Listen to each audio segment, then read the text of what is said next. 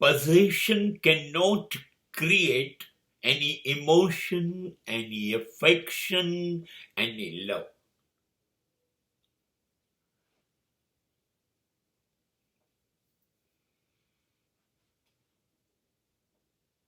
જ્યારે જ્યારે તમે નક્કી કરો ને કે તમે જ બોસ, યુ આર અલ્ટિમેટ, તમે માલિક.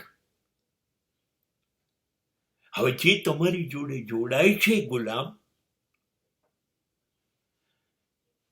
એની ઉપર તમારી માલિકી છે. તમે વિચારો, તમે કહો એ પ્રમાણે એને કરવાનું. એનાથી જરાક પણ આગા પાછા નહીં થવાનું. એને આને સ્વામિત્વ કહેવાય, માલિકી કહેવાય. કોઈ દિવસ માલિકો પ્રેમ કરી શકે? માલિકો હુકમ કરે, અને જે હુકમ કરે એના માટે પ્રેમ હોઈ શકે? ક્યારેય ના હોય. નફરત થાય તમારા માટે, તિરસ્કાર છે તમારા માટે, ધિક્કાર થાય. આ જ થયું છે. દરેક સંતાનોના માલિક છે મા બાપ. માલિકની મરજી વગર એક ડગલું તો ચાલી જુ.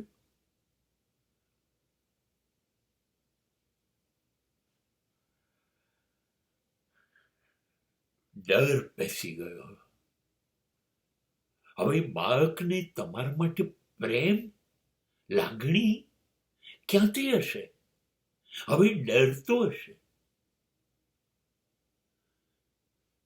તમે તો માલિક છો.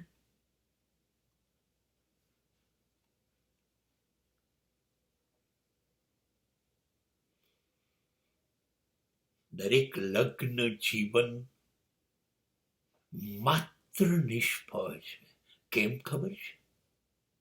એટલે જ કે પત્ની, તું મારી ગુલામ છું, તારે એ જ કરવાનું જે હું કહું છું. હું તારો માલિક છું. એટલા માટે તો પતિને સ્વામી કહે છે.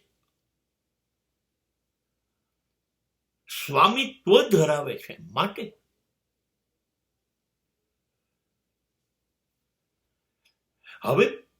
હવે પત્ની તમને પ્રેમ કરે છે એવું તમે માનો છો, એ તો માનતી જ નથી. જ્યારે જ્યારે તમે માલિક બનો છો, ત્યારે તમે બીજાને લૂંટો છો, શોષણ કરો છો. બધું જ એની મરજી વિરુદ્ધનું કરાવો છો. જે તમને ગમે છે એ જ કરાવો છો.